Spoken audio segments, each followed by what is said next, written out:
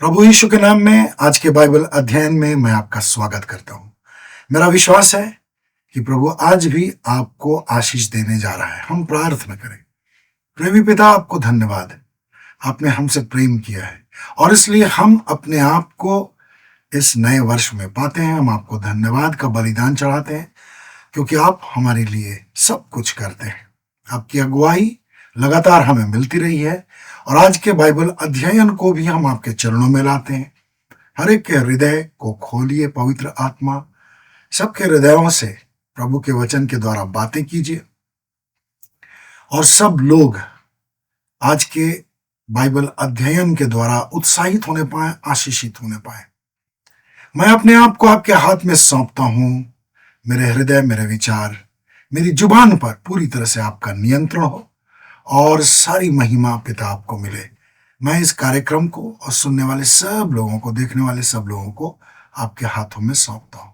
हम आपकी महिमा कर सकें, हमारे जीवन से आपको प्रशंसा मिले, यीशु के नाम में आमीन। तो आज का विषय है पहला सा प्रेम रखने की चुनौती। परमेश्वर को धन्यवाद कि हम लोग नए वर्ष में प्रवेश कर चुके हैं। यह परमेश्वर का प्रेम है और परमेश्वर ने अपने प्रेम में हमारे लिए बहुत कुछ किया है। बाइबल इस बात को बताती है। आज इसी विषय पर हम अध्ययन करेंगे ताकि हम सब लोग इस चुनौती में खरे उतरे और पिता की महिमा हो। तो आगे बढ़ने से पहले मैं पिता की महिमा के लिए, आपको उत्साहित करने के लिए यह गीत गाना चाहता हूं। आशा है आप इससे भी आशीषित होंगे।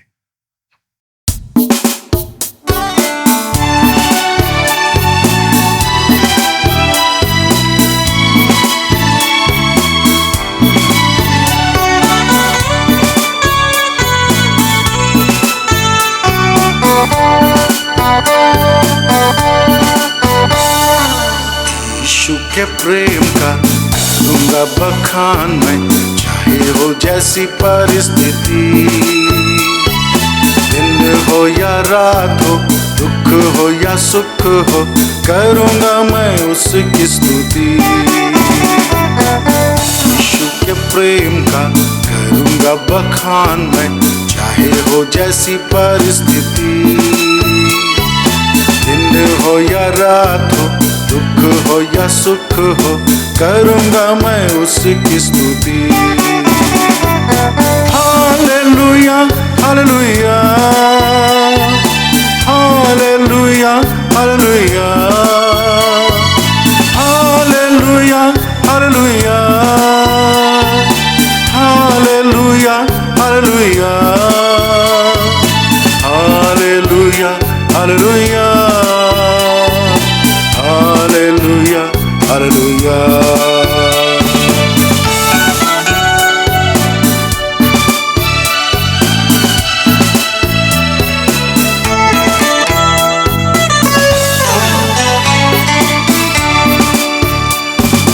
यीशु ने मेरे पापों को अपने ऊपर ले लिया, नरक की ज्वाला में जलने से मुझको बचा लिया। यीशु ने मेरे पापों को अपने ऊपर ले लिया, नरक की ज्वाला में जलने से मुझको बचा लिया। यीशु के प्रेम का करूंगा बखान मैं, चाहे हो जैसी परिस्थिति। मौत की घाटी हो या दुख का हो समय, करूंगा मैं उसकी स्तुति। हालेलुया हालेलुया हालेलुया हालेलुया हालेलुया हालेलुया हालेलुया हालेलुया हालेलुया हालेलुया हालेलुया हालेलुया।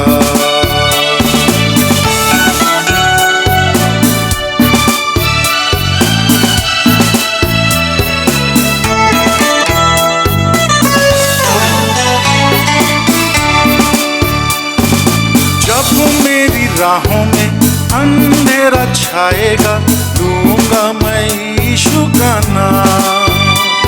निराशा के बादल छाएंगे जब यीशु ही होगा नाम।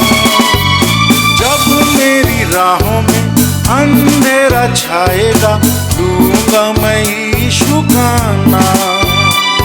निराशा के बादल छाएंगे जब यीशु ही होगा नाम। यीशु के प्रेम का करूंगा बखान मैं, चाहे हो जैसी परिस्थिति। मौत की घाटी हो या दुख का हो समय, करूंगा मैं उसकी स्तुति। हालेलुया हालेलुया हालेलुया हालेलुया हालेलुया हालेलुया हालेलुया हालेलुया हालेलुया हालेलुया हालेलुया हालेलुया हालेलुया हालेलुया हालेलुया हालेलुया।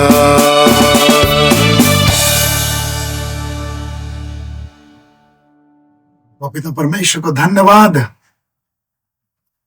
वो हमसे बहुत प्रेम करता है और उसके गहरे प्रेम के कारण हमारे सामने भी चुनौती है कि हम भी पिता से, प्रभु यीशु से, अपने उद्धारकर्ता से पहला सा प्रेम रखें। ये चुनौती जीवन भर रहेगी। तो आज हमारे बाइबल अध्ययन का यही विषय है। मैं आपको ले जाना चाहता हूं प्रकाशित वाक्य अध्याय 2, 1 से लेकर के 4 पद तक मैं पढ़ना चाहता हूं। यहां लिखा है, इफिसुस की कलीसिया के दूत को यह लिख, वह जो अपने दाहिने हाथ में 7 तारे लिए है और वह जो 7 स्वर्ण दीपदानों के मध्य चलता फिरता है, यह कहता है, मैं तेरे कार्यों, परिश्रम और धैर्य को जानता हूं, और यह भी कि तू दुष्ट लोगों की सहन नहीं कर सकता, और जो अपने आप को प्रेरित कहते हैं पर है नहीं, तू उन्हें परखा और झूठा पाया है। तुझ में धैर्य है और तू मेरे नाम के कारण दुख उठाते उठाते थका नहीं, पर मुझे तेरे विरुद्ध यह कहना है कि तूने अपना पहला सा प्रेम छोड़ दिया है। तो मैं आपको इफिसुस की कलीसिया में ले जाना चाहता हूं और थोड़ा सा बैकग्राउंड बताना चाहता हूं कि इफिसुस की कलीसिया प्रभु की नजर में क्या थी और क्या शिकायत हो गई। शिकायत तो हम लोगों ने चौथे पद में पढ़ ली। मैं आपको थोड़ा सा बैकग्राउंड बताना चाहता हूं। इफिसुस की कलीसिया की स्थापना प्रेरित पौलुस के द्वारा की गई थी। आप लोग जानते होंगे लगभग 50 ईस्वी पूर्व के आसपास ये कलीसिया स्थापित हुई थी। प्रेरित पौलुस जो परमेश्वर का चुना हुआ सेवक था, प्रभु यीशु का प्रेरित था, उसके हृदय में बहुत बोझ था सुसमाचार प्रचार करने का।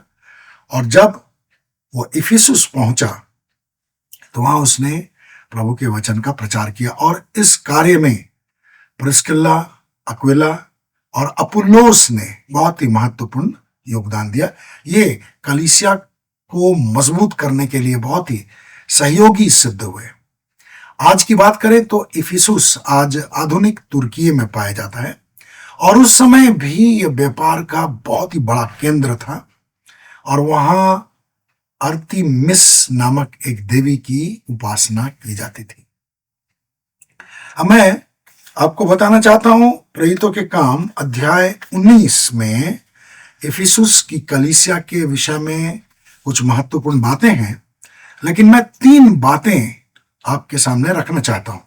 सबसे पहले प्रेरितों के काम अध्याय 19 के 11 और 12 पद को मैं आपके सामने रखना चाहता हूं।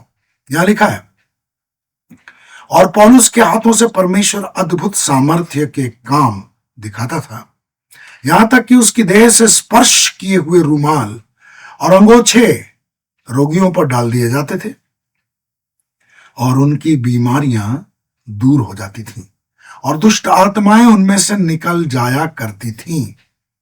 पद 10 के मुताबिक 2 वर्ष तक प्रेरित पौलुस बहुत ही सक्रिय रहा इफिसुस में और परमेश्वर की सामर्थ्य उसके द्वारा प्रकट होती थी। आज तो बहुत सारे लोग चंगाई के विषय में जानते हैं और बहुत से लोग चंगे होते भी हैं, क्योंकि परमेश्वर की सामर्थ्य है। अपने लोगों को, विश्वासियों को परमेश्वर की सामर्थ्य चंगा करती है और प्रभु यीशु के नाम से आज भी बहुत सारे आश्चर्य कर्म होते हैं। लेकिन पहली सदी में इस प्रकार का काम अचानक से जब लोगों के सामने आया तो उनके सामने पहली दफा आया और इसीलिए इसका बहुत जबरदस्त महत्व है। जैसे 11वें पद में लिखा है कि परमेश्वर अद्भुत सामर्थ्य के काम दिखाता था, परमेश्वर दिखाता था। आज बहुत से लोग कहते कि फलाना आदमी चंगाई करता है। कोई व्यक्ति चंगाई का काम नहीं कर सकता, अद्भुत कार्य कोई व्यक्ति नहीं कर सकता। बाइबल कहती जब तक किसी को ऊपर से न दिया जाए कोई कुछ पा ही नहीं सकता। और यहां पर बहुत स्पष्ट रूप से लिखा है परमेश्वर अद्भुत सामर्थ्य के काम दिखाता था। तो लोगों की आंखें फटी की फटी रह गई होंगी जब उन्होंने पहली दफा अद्भुत कार्य देखे।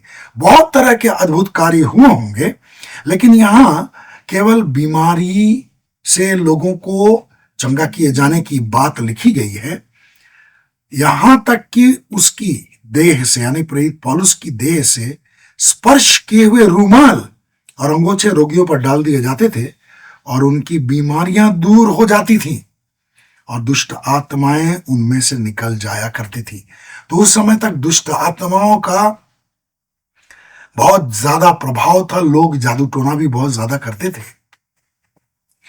और जो दुष्टता की ताकतें थीं वे छिपी रहती थी, लोगों को पता ही नहीं चलता था।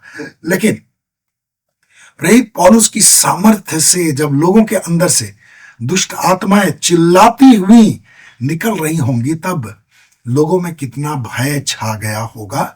और इस पूरे क्रम में प्रचार के दौरान इस तरह की बातें लगातार हुआ करती थीं।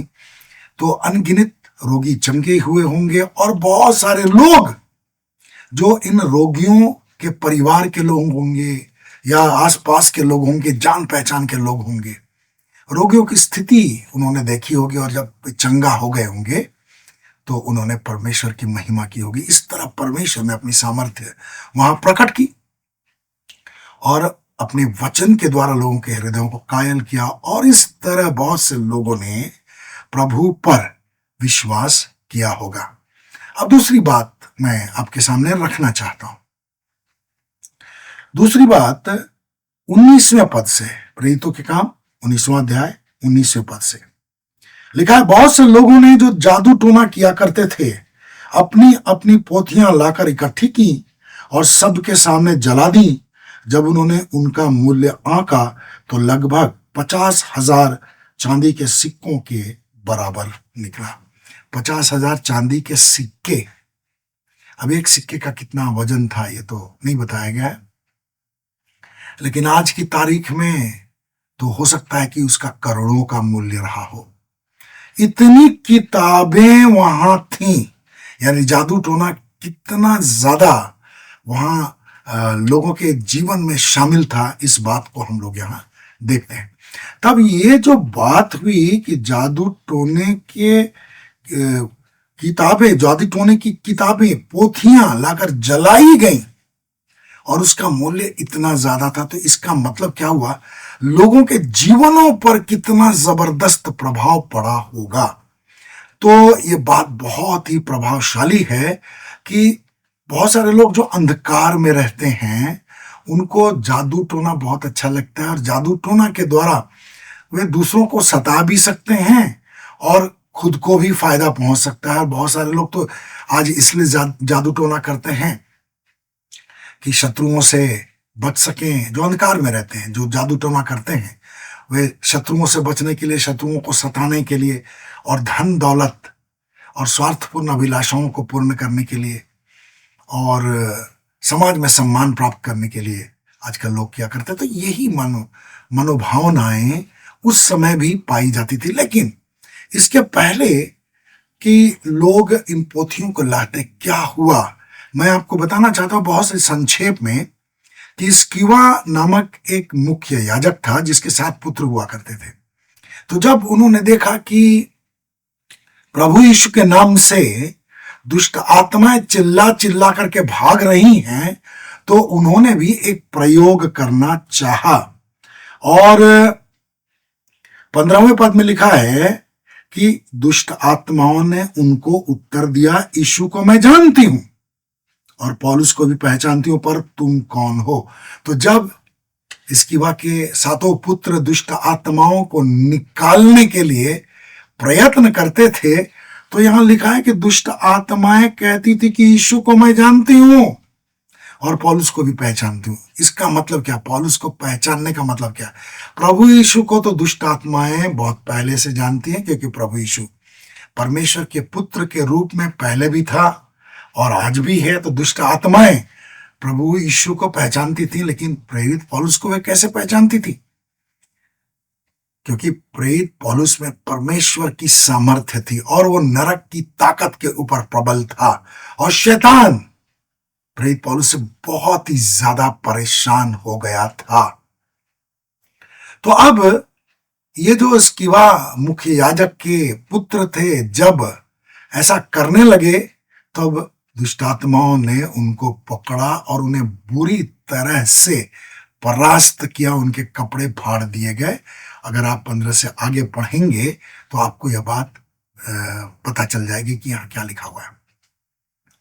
तब जब लोगों के सामने ये घटनाएं घटी, तब उनको समझ में आया कि प्रेरित पौलुस यीशु के नाम का प्रचार जब करता था, तो उसके अंदर से कैसी सामर्थ्य निकलती थी कि दुष्ट आत्माएं उसके नाम से घबराती थी। यीशु के नाम से, जब प्रेरित पौलुस यीशु के नाम से दुष्ट आत्माओं को आज्ञा देता रहा होगा, तो दुष्ट आत्माएं घबरा करके भाग जाती थी।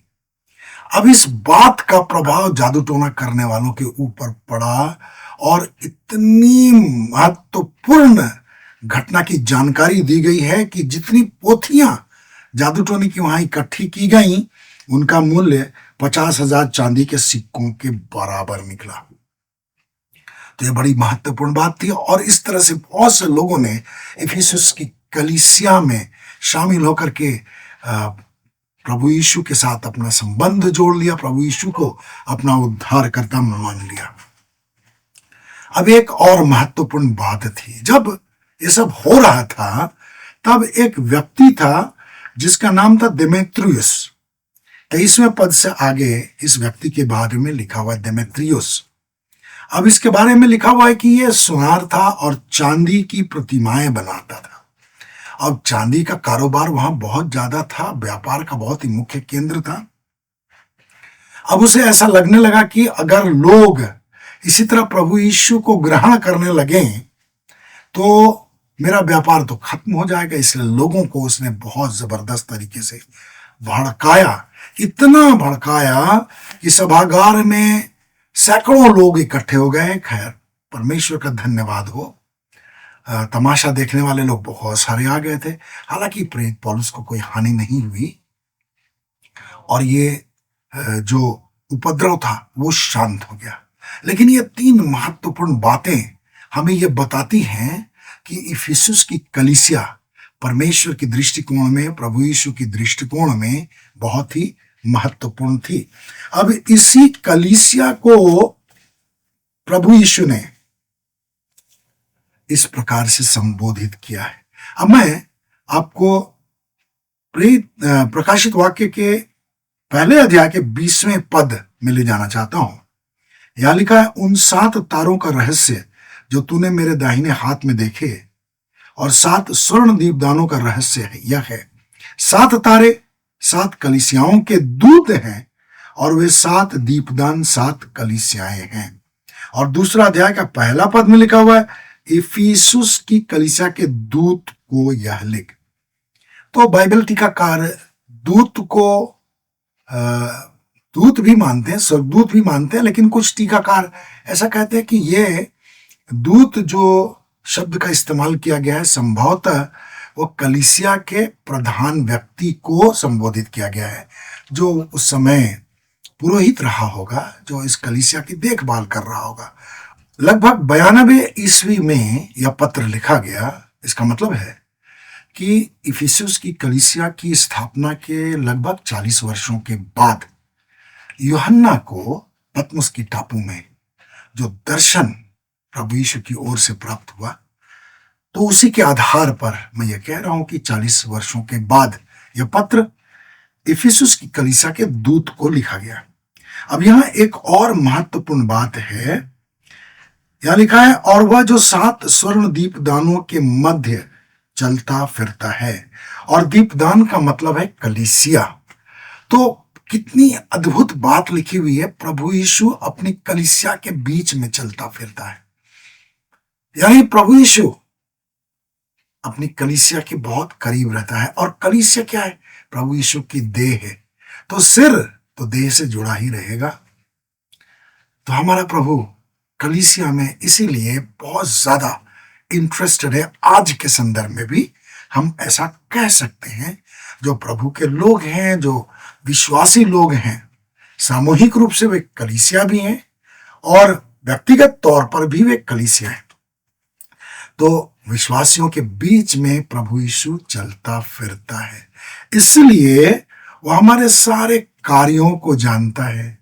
हम क्या परिश्रम करते हैं प्रभु के लिए, कितना धैर्य रखते हैं, कितना दुख सहते हैं, और कलीसिया के लोगों के विषय में हमारी क्या धारणा है, ये सब कुछ प्रभु जानता है।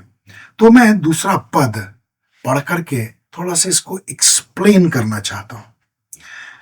प्रभु यीशु ने पत्र में जो कलीसिया के दूत को लिखवाया वो क्या था? मैं तेरे कार्यों, परिश्रम और धैर्य को जानता हूं, और यह भी कि तू दुष्ट लोगों की सहन नहीं कर सकता, और जो अपने आप को प्रेरित कहते हैं पर है नहीं, तूने उन्हें परखा और झूठा पाया है। तो कार्य बहुत ही महत्वपूर्ण है कलीसिया के लिए।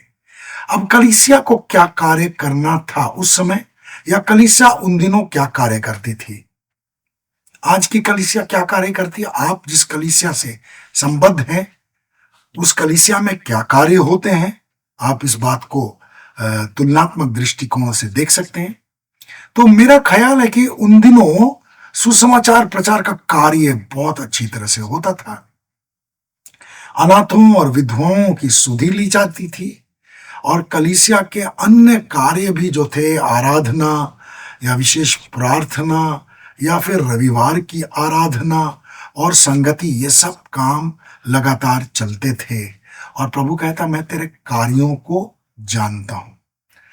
अब मैं याकूब 1:17 आपके सामने रखना चाहता हूं। याकूब ने कहा है कि विश्वास मृतक है यदि उसके साथ कार्य ना हो। तो बहुत से लोग अपने आप को विश्वासी कहते हैं आज भी, और उन दिनों भी ऐसी परिस्थिति रही होगी। बहुत सारे लोग अपने आप को विश्वासी तो कहते रहे होंगे, लेकिन उनके कार्य कितने विश्वास के साथ थे, ये मुझे लगता है कि परमेश्वर के दृष्टिकोण में वे जिन कार्यों में संलग्न थे उन कार्यों का कोई खास महत्व नहीं रहा होगा। और इसलिए आगे हम देखेंगे कि प्रभु चौथे पद में उनसे क्या कहता है। तो विश्वास मृतक है यदि उसके साथ कार्य ना हो। तो विश्वास के साथ कुछ कार्य होते रहे होंगे, कुछ कार्य बिना विश्वास के भी होते रहे होंगे, क्योंकि मनुष्य अपने स्वभाव से हमेशा जूझता ही रहता है। और जब तक मनुष्य अपने स्वभाव के प्रति गंभीरतापूर्वक विचार न करे और अपने उस स्वभाव से, जो निकम्मा स्वभाव कहा गया, प्रेम पत्र से इसे निकम्मा स्वभाव कहा है, जो हमें पूर्वजों से प्राप्त हुआ, जिससे हमें प्रभु यीशु के लहू के द्वारा छुटकारा प्राप्त हुआ है। तो इस निकम्मे स्वभाव से तब तक हम पूरी तरह से छूट नहीं सकते हैं जब तक हम पूरी तरह से परमेश्वर से प्रेम ना करें। अब दूसरी बात, प्रभु यीशु ने कहा कि मैं तेरे परिश्रम को भी जानता हूं। विश्वास के साथ वे काम करते थे या नहीं करते थे, परिश्रम जरूर करते थे। तो आज भी कलीसियाओं में बहुत सारे कार्य होते हैं जो सुसमाचार प्रचार के कार्य हैं। कुछ कलीसियाओं में वे भी होते हैं, और कई कलीसियाएं ऐसी भी हैं जहां सुसमाचार प्रचार का कार्य या प्रभु की महिमा का कार्य बहुत बार नहीं भी होता है। बहुत सारे सामाजिक कार्य होते हैं, बहुत सारे ऐसे कार्य भी होते हैं जिनमें प्रभु यीशु अपने आप को शामिल नहीं करता। लेकिन जितना भी काम होगा उसमें परिश्रम तो लगेगा ही लगेगा। अब कोई व्यक्ति परमेश्वर की इच्छा के अनुसार परिश्रम कर रहा है तो ये अच्छी बात है, लेकिन कोई भी काम हम करते हैं तो वो तो परिश्रम ही है। बिना परिश्रम के कोई काम होता नहीं है। तो आज बहुत सारे काम हैं, बहुत सारी कलीसियाएं हैं जो प्रभु की इच्छा के बगैर ही बहुत सारा काम कर रही हैं। तो परमेश्वर आज हमारे कार्यों को देख रहा है। प्रभु यीशु कहता है मैं तेरे परिश्रम को जानता हूं। तो चाहे सामूहिक सभा हो, प्रार्थना सभा हो, आराधना सभा हो, क्रिसमस गैदरिंग हो या कोई और कार्य हो, परिश्रम तो लगता ही है। प्रभु यीशु यहाँ इफिसुस की कलीसिया से कहता है मैं तेरे परिश्रम को जानता हूं।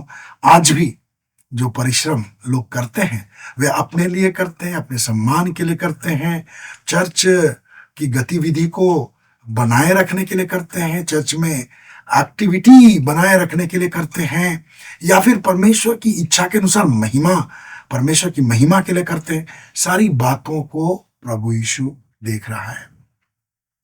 और अगर पहला कुरिन्थियों 15:58 की बात करें तो वहां परमेश्वर का वचन कहता है कि हमारा परिश्रम प्रभु में व्यर्थ नहीं है। तो जो भी काम हम परमेश्वर की इच्छा के अनुसार करते हैं, प्रभु की इच्छा में हो करके करते हैं, प्रभु की महिमा के लिए करते हैं, वह व्यर्थ नहीं ठहरता। तीसरी बात जो प्रभु ने कही वो थी कि मैं तेरे धैर्य को भी जानता हूं। वहां के लोग धैर्यवान थे। अब धैर्य पवित्र आत्मा के फल का एक हिस्सा है, हम लोग जानते हैं। मसीह जीवन की एक मुख्य विशेषता है। धैर्य नहीं तो विश्वास का काम नजर भी नहीं आता। जीवन के प्रत्येक कार्य के लिए धैर्य बहुत जरूरी है। आत्मिक जीवन में उन्नति के लिए धैर्य बहुत जरूरी है। प्रार्थना का उत्तर पाने के लिए धैर्य बहुत जरूरी है। तो प्रभु यीशु कहता है मैं तेरे कार्यों को जानता हूं, परिश्रम को जानता हूं, धैर्य को जानता हूं। और भी दो बातें यहां महत्वपूर्ण हैं। यह भी कि तू दुष्ट लोगों की सहन नहीं कर सकता, यानी दुष्ट लोगों के साथ तेरी सहभागिता नहीं है। तूने अपने आप को दुष्ट लोगों से अलग कर रखा है। दुष्टता के कार्यों में तेरा मन नहीं लगता। और एक महत्वपूर्ण बात प्रभु ये कहता है कि जो अपने आप को प्रेरित कहते हैं पर है नहीं, तूने उन्हें परखा और झूठा पाया है। आज बहुत से लोग हैं जो बिना परखे झूठे प्रेरितों के पीछे और झूठे नबियों के पीछे, झूठे प्रचारकों के पीछे चलते चले जाते हैं। बहुत लंबा समय रहने के बाद हो सकता है कि उन्हें अपनी गलती का एहसास हो तो हो, अन्यथा वे इतने दूर चले जाते हैं कि मसीह जीवन से ही उकता जाते हैं। तो यहाँ पर एक बहुत ही महत्वपूर्ण बात लिखी हुई है, मैं आपसे शेयर करना चाहता हूं कि तूने उनको परखा जो अपने आप को प्रेरित कहते हैं और झूठा पाया। हमारे लिए भी बड़ी महत्वपूर्ण है कि आज जो भी प्रचारक हैं, सेवक हैं, चाहे दान लेने आपके घर आते हैं, प्रार्थना करने आते हैं, या फिर नबी के रूप में आप किसी को देखते हैं, कोई व्यक्ति अपने आप को प्रेरित कहता है, परखना बहुत ही जरूरी है। और प्रभु यीशु ने कहा कि तूने उनको परखा और झूठा पाया, ये अच्छी बात है। तो परखने का मतलब क्या है? अगर आप परमेश्वर के वचन को समझते हैं तभी आप किसी को परख सकते हैं।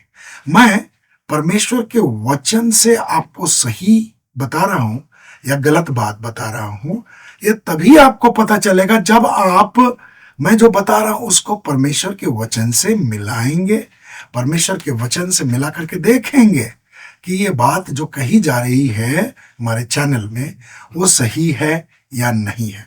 तो अगर आपको वचन का ज्ञान ही नहीं है और आप मुझ पर विश्वास कर लेते हैं तो आपको पता नहीं है कि मैं सही बोल रहा हूं या गलत बोल रहा हूं, या कभी कभी गलत इंटरप्रिटेशन भी गलती से हो जाता है बोलते बोलते, और चूंकि मैं बोल रहा हूं तो उसको सुधारने का मौका नहीं भी मिलता है।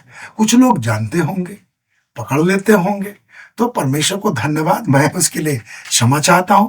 लेकिन ऐसा होता है कि किसी शब्द के बारे में कभी मुंह से, जुबान से निकल जाती है कुछ ऐसी बात जो उतना एप्लीकेबल नहीं होता है, लेकिन फिर भी तो परखना बहुत ही जरूरी है, और परखने के बाद ही पता चलता है कि कोई व्यक्ति सही है या गलत है। अब एक और महत्वपूर्ण बात यहां प्रभु यीशु ने इफिसुस की कलीसिया के विषय में कही, तुझ में धैर्य है और तू मेरे नाम के कारण दुख उठाते उठाते थकान नहीं। धैर्य इतना है कि इफिसुस की कलीसिया के सदस्य दुख उठा रहे थे और थक भी नहीं रहे थे। आज तो बहुत सारे लोग थोड़े से दुख में प्रभु को अपनी पीठ दिखा देते हैं। जरा उनको लगता है कि उनकी प्रार्थना नहीं सुनी जा रही तो वे पीठ दिखाने लगते हैं। लेकिन प्रभु का धन्यवाद हो, उस समय की कलीसिया के लोग दुख सहने के बाद भी प्रभु को पीठ नहीं दिखाते थे। फिर भी चौथे पद में जो लिखा है हमारे लिए बहुत ही ज्यादा चुनौतीपूर्ण है। प्रभु यीशु ने उनसे कहा, पर मुझे तेरे विरुद्ध यह कहना है कि तूने अपना पहला सा प्रेम छोड़ दिया। तूने अपना पहला सा प्रेम छोड़ दिया। अब कोई मुझसे ये कहे प्रभु की ओर से कि तूने अपना पहला सा प्रेम छोड़ दिया है तो मुझे जरूर धक्का लगेगा। इफिसुस की कलीसिया के सदस्यों को जरूर धक्का लगा होगा। अब इफिसुस की कलीसिया के कुछ सदस्य तो जरूर होंगे जो प्रभु से पहला सा प्रेम रखते होंगे, मुझे ऐसा लगता है, लेकिन ज्यादा लोगों की संख्या ऐसी होगी जो विश्वास करके प्रभु के पीछे चल तो रहे थे, दुख तो उठा रहे थे, झूठे प्रेरितों को परख भी रहे थे, झूठा भी पा रहे थे, कार्य भी कर रहे थे, परिश्रम भी कर रहे थे, धैर्यवान भी थे, लेकिन फिर भी उन्होंने प्रभु से पहला सा प्रेम रखना छोड़ दिया था। सार्वजनिक रूप से हो सकता है वे प्रभु के प्रति अपना प्रेम प्रकट करते रहे होंगे, लेकिन प्रभु की जो दृष्टि थी उसमें एक सामूहिक रूप से प्रभु का निष्कर्ष है कि तूने अपना पहला सा प्रेम छोड़ दिया। मेरे प्रियो, आज आपके सामने भी यह चुनौती है, पवित्र आत्मा आपके सामने यह चुनौती रख रहा है, मेरे सामने भी यह चुनौती है कि क्या मैं पहला सा प्रेम प्रभु से करता हूं? क्या मैं पहला सा प्रेम प्रभु से आज भी करता हूं? क्या आप पहला सा प्रेम आज भी प्रभु से करते हैं? इफिसुस की कलीसिया के अधिकांश लोग संभवतः प्रभु से पहला सा प्रेम रखने में चूक गए होंगे जब उन्होंने विश्वास किया होगा। बहुत उत्साह के साथ उन्होंने अपने पापों का पश्चाताप किया होगा और प्रभु के साथ जुड़ गए होंगे, लेकिन उसके बाद पापों का पश्चाताप करने की इंटेंसिटी जो है, उसकी जो गहराई है, वो कम हो गई होगी। तो प्रभु तो हमारे हृदय को देखता है। हम हर दिन पहला सा प्रेम करें, इसके लिए कुछ बातें जरूरी हैं, मैं उनको आपके सामने रखना चाहता हूं।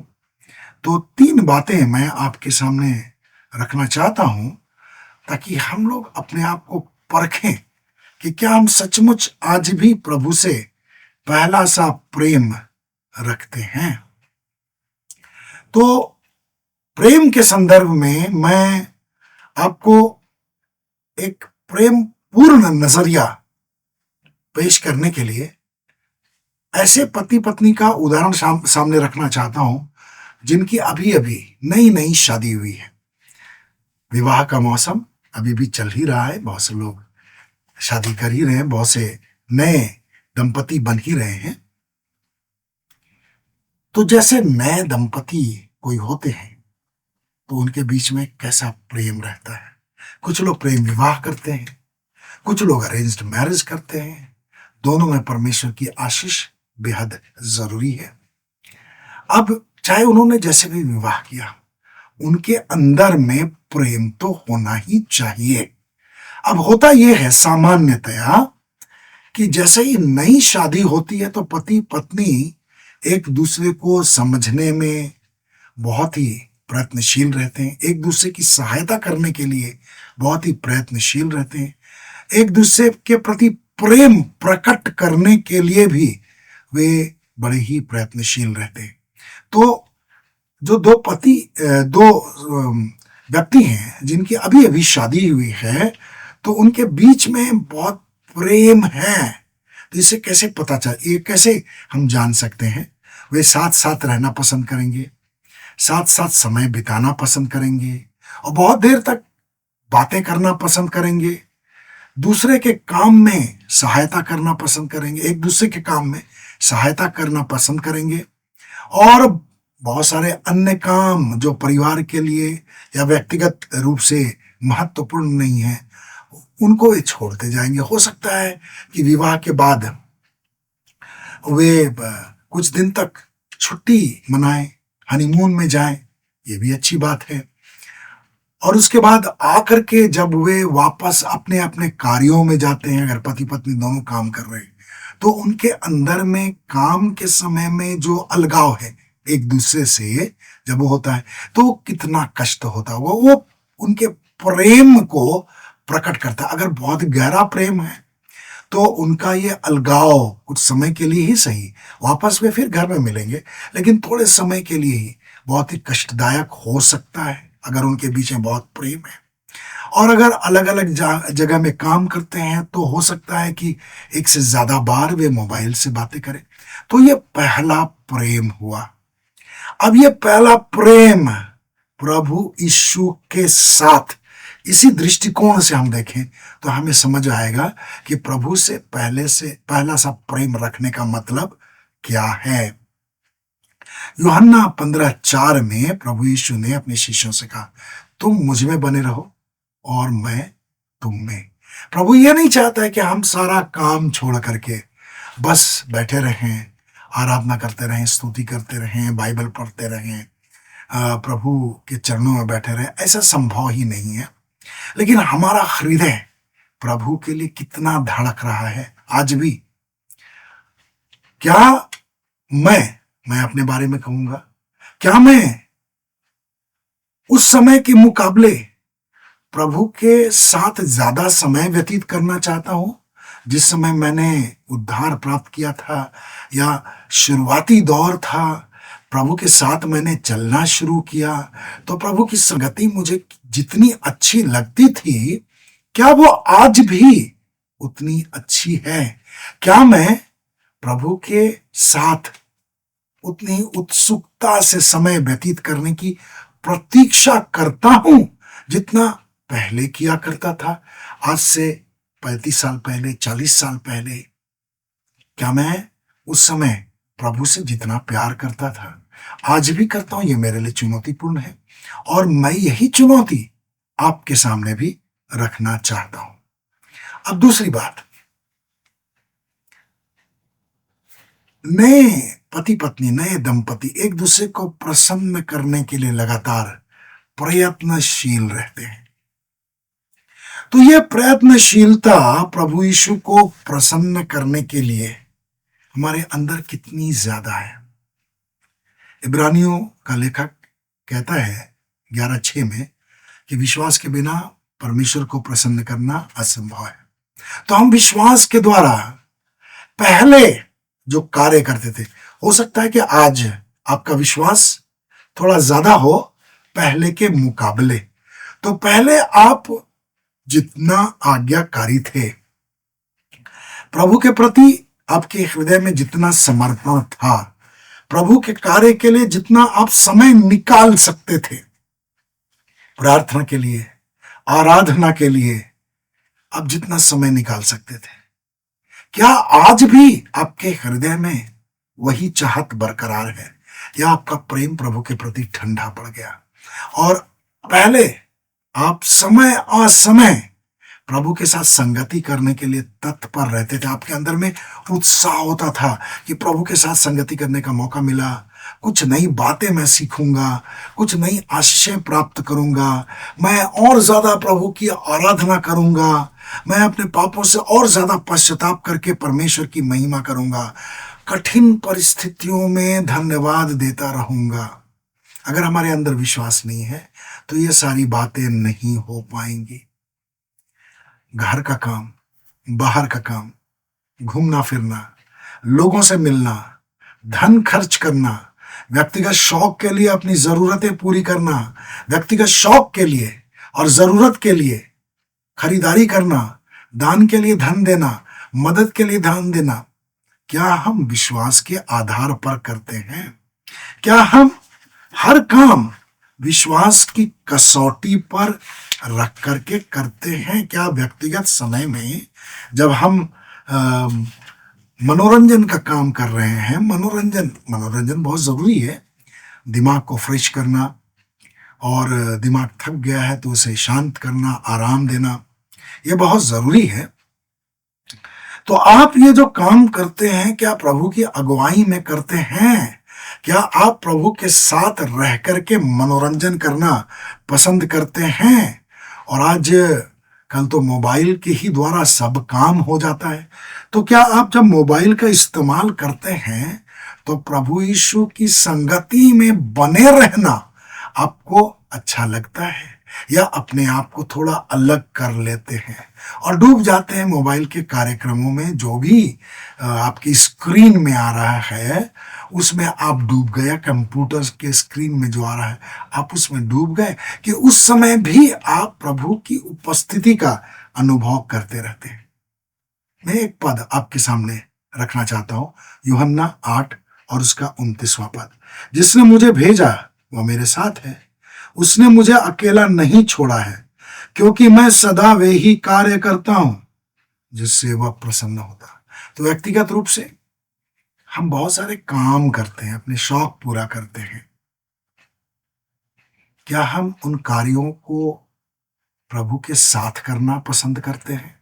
क्या अपने शौक जो हम पूरे करते हैं, क्या प्रभु के साथ करना चाहते हैं, प्रभु को शामिल करके करना चाहते हैं? हमारे सामने चुनौती है। एक दूसरे को प्रसन्न करने के लिए नए पति पत्नी बहुत तरह का कार्य करते हैं, क्योंकि उनके अंदर में पहला सा प्रेम है। क्या हमारे अंदर प्रभु के प्रति प्रेम में इतनी ही प्रयत्नशीलता है, प्रभु को प्रसन्न करने की इतनी ही गहरी भावनाएं हैं? हम अपने आप को जांचें। मैं आपसे आग्रह करता हूं, आप स्वयं को जांचें। मैं भी बार बार अपने आप को जांचता रहता हूं। तीसरी बात, जब पत्र लिखने का समय था, यानी आज से कुछ साल पहले पत्र लिखने की जो परंपरा थी, पत्र लिखने की आदतें बहुत लोगों को हुआ करती थी, तो पत्र के जरिए लोग अपनी भावनाओं को व्यक्त किया करते थे। अब पति और पत्नी एक साथ हैं तो बहुत ही अच्छा है, लेकिन ऐसा भी था कि पति अपनी पत्नी को छोड़ करके नौकरी के संदर्भ में दूर चला गया, या पत्नी को किसी कारण से दूर जाना पड़ा, मायके जाना पड़ा। अब दोनों के बीच में बातचीत तो हो नहीं रही है, क्योंकि उस समय मोबाइल का जमाना था नहीं। तो पत्र के द्वारा वे अपने हृदय के उद्गार प्रकट किया करते थे। और आज तो मोबाइल के द्वारा बहुत आसानी से हम अपने हृदय के उद्गार प्रकट कर लेते हैं। और अगर प्रेमी प्रेमिका की बात करें तो प्रेम पत्र एक शब्द है जो पहले बहुत अधिक इस्तेमाल किया जाता था, लेकिन आजकल प्रेम पत्र का जमाना नहीं रहा। प्रेमी और प्रेमिका एक दूसरे को पत्र लिखा करते थे, और ऐसे भी प्रेमी प्रेमी प्रेमिका हुए जिनके बारे में हम ऐसा इतिहास में पढ़ते हैं कि कुछ लोग तो अपने खून से भी पत्र लिखा करते थे। उनके अंदर में एक दूसरे के प्रति संभवतः पहला सा प्रेम था। तो आज वो प्रेम हमारे बीच में है या नहीं? प्रभु यीशु और हमारे बीच में वो प्रेम पाया जाता है या नहीं? परमेश्वर ने वचन के माध्यम से हमें अपने हृदय के उद्गारों से पूरी तरह से अवगत करा दिया है। जैसे यिर्मयाह 31:3 अगर हम पढ़ेंगे तो वहां परमेश्वर के सनातन प्रेम के विषय में पता चलेगा। उसने कहा, मैंने तुझे सनातन प्रेम से प्रेम किया है। और सनातन प्रेम से प्रेम किया है, एवरलास्टिंग लव, कभी खत्म नहीं होने वाला अगापे प्रेम। और उसने पत्र के माध्यम से, यानी शब्दों के माध्यम से, बाइबल के जरिए हमें यह बता दिया है कि वह हमसे सनातन प्रेम से प्रेम करता है। अब परमेश्वर के साथ तो व्हाट्सएप के द्वारा आज हमारी बातचीत नहीं होगी, लेकिन हम परमेश्वर के वचन को पढ़ करके कितने ज्यादा उत्साहित होते हैं, यह बड़ी महत्वपूर्ण बात है। जब हम पढ़ते हैं कि परमेश्वर ने हमसे सनातन प्रेम से प्रेम किया है, तो जिस प्रकार पति अगर पत्नी को पत्र लिख रहा है कि मैं तुमसे प्रेम करता हूं, तो पत्नी के हृदय में तो उद्गार प्रकट होंगे। पत्नी बदले में यही शब्द अपने पति से अवश्य कहेगी, लिख करके अवश्य ही उसके सामने प्रस्तुत करेगी कि मैं भी तुमसे प्रेम करती हूं। अब परमेश्वर ने जो हमसे प्रेम किया सनातन प्रेम से, हम क्या कहते हैं? क्या हम प्रभु को कहते हैं, प्रभु से कहते हैं कि प्रभु मैं भी आपसे प्रेम करता हूं और गहरा प्रेम करता हूं, मेरा जीवन तेरे लिए है, मेरी सांसें तेरे लिए हैं, मेरी योग्यताएं तेरे लिए हैं, मेरे जीवन का हर समय हर लम्हा तेरा है। क्या हम ये बातें प्रभु से कहते हैं? मेरे प्रियो, अगर आप नहीं कहते हैं तो आप कहिए, मैं तो कहता हूं। अब यशायाह 43:4 मैं आपके सामने रखना चाहता हूं। परमेश्वर ने हमसे कहा, तू मेरी दृष्टि में अनमोल और प्रतिष्ठित है और मैं तुझसे प्रेम करता हूं। तो परमेश्वर हमसे प्रेम करता है, उसकी दृष्टि में हम अनमोल और प्रतिष्ठित हैं, इसलिए उसने अपने इकलौते पुत्र के लहू के द्वारा हमें छुटकारा दिया है, हमें अपने पास बुला लिया है। एक समय हम अपने पिता परमेश्वर से दूर थे, लेकिन प्रभु यीशु के लहू की सामर्थ से उसने हमें अपने पास बुला लिया। अब हम में तो कोई पवित्रता है नहीं। अब इस लिहाज से देखें तो परमेश्वर के प्रेम की गहराई समझ में आती है। कैसे परमेश्वर अगापे प्रेम से हमसे प्रेम करता है, थोड़ा सा समझ में आता है कि जब हम पापी ही थे तब मसीह हमारे लिए मरा। तो परमेश्वर का प्रेम हमारे लिए उपलब्ध है। क्या हम भी परमेश्वर से इस तरह से कहते हैं कि हे पिता, मैं भी आपसे प्रेम करता हूं? एक और वचन यशायाह 49 और उसका 15 और 16 पद मैं पढ़ना चाहता हूं। यह लिखा, क्या यह हो सकता है कि कोई माता अपने दूध मुहे बच्चे को भूल जाए, या कोई अपने ही गर्भ से जन्मे पुत्र पर दया न करे? चाहे यह भूल जाए तो भूल जाए, परंतु मैं तुझे नहीं भूलूंगा।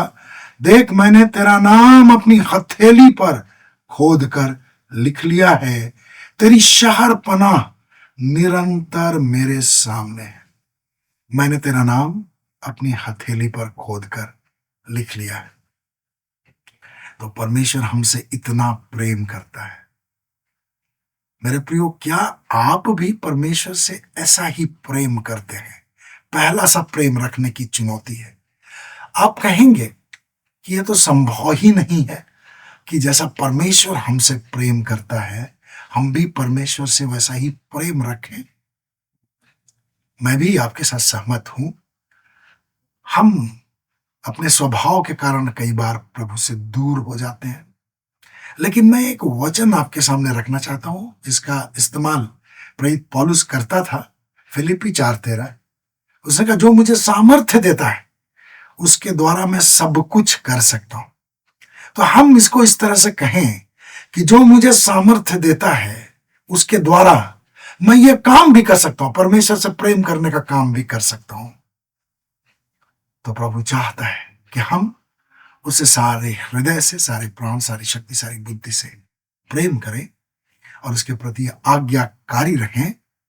तो आपके सामने यह चुनौती है, क्या आप पहला सा प्रेम परमेश्वर से रखते हैं, प्रभु यीशु से रखते हैं?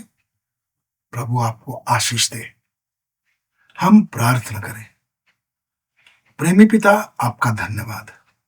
आपने हमसे बहुत ही गहरा प्रेम किया। अगापे प्रेम से आपने हमसे प्रेम किया।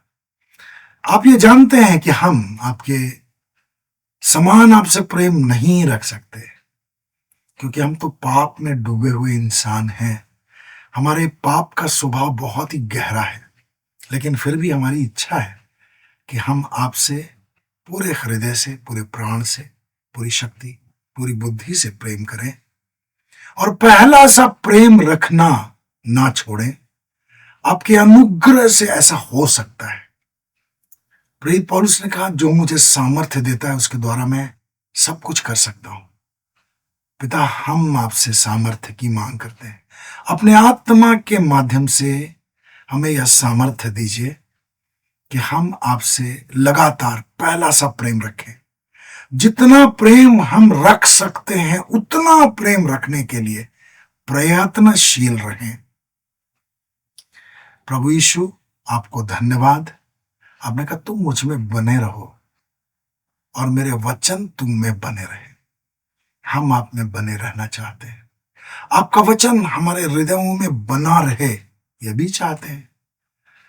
हर एक की सहायता कीजिए। जो निर्बल और लाचार है उनकी मदद कीजिए। जो आपके प्रति प्रेम में चूक रहे हैं उनकी मदद कीजिए। आप उनकी सहायता कीजिए प्यारे पवित्र आत्मा, ताकि हम सब एक साथ प्रभु से प्रेम रखें और जो कार्य हम करते हैं आपके लिए, वो कार्य भी आपके सामने ग्रहण योग्य हो। हम आपका धन्यवाद करते हैं, आपकी महिमा करते हैं, आपकी प्रशंसा करते हैं। आपने हमें यह बताया कि कार्य, परिश्रम, धैर्य एक जगह है, ठीक है, लेकिन उससे भी ज्यादा महत्वपूर्ण हमारे लिए है कि हम आपसे पहला सा प्रेम रखें। सभी दर्शकों को मैं आपके चरणों में लाता हूं और आपसे आग्रह करता हूं कि सारे के सारे दर्शक इस बात को समझें कि जो काम हम करते हैं, परिश्रम करते हैं प्रभु के लिए, जितना भी धैर्य है वो ठीक है, अपनी जगह है, लेकिन उससे भी ज्यादा हमें पहला सा प्रेम आपसे रखना है। यह बात सब लोग सीखें और आपके नाम की महिमा हो। हर एक पर आपका अनुग्रह बना रहे, यीशु के नाम में, आमीन। तो आप लोगों को बहुत बहुत धन्यवाद हमारे साथ जुड़े रहने के लिए। अगर ये बाइबल अध्ययन आपके लिए अच्छा रहा, प्रभु ने आपके हृदय से बातें की, तो इसको लाइक कीजिए, शेयर कीजिए, और अगर आप हमारे चैनल में नए हैं तो सब्सक्राइब कीजिए। और हाँ, अगर आप कमेंट्स लिखते हैं तो इससे प्रभु की महिमा होती है और मैं उत्साहित होता हूँ। प्रभु आपको आशीष दे। हालेलुया, प्रेज़ द लॉर्ड।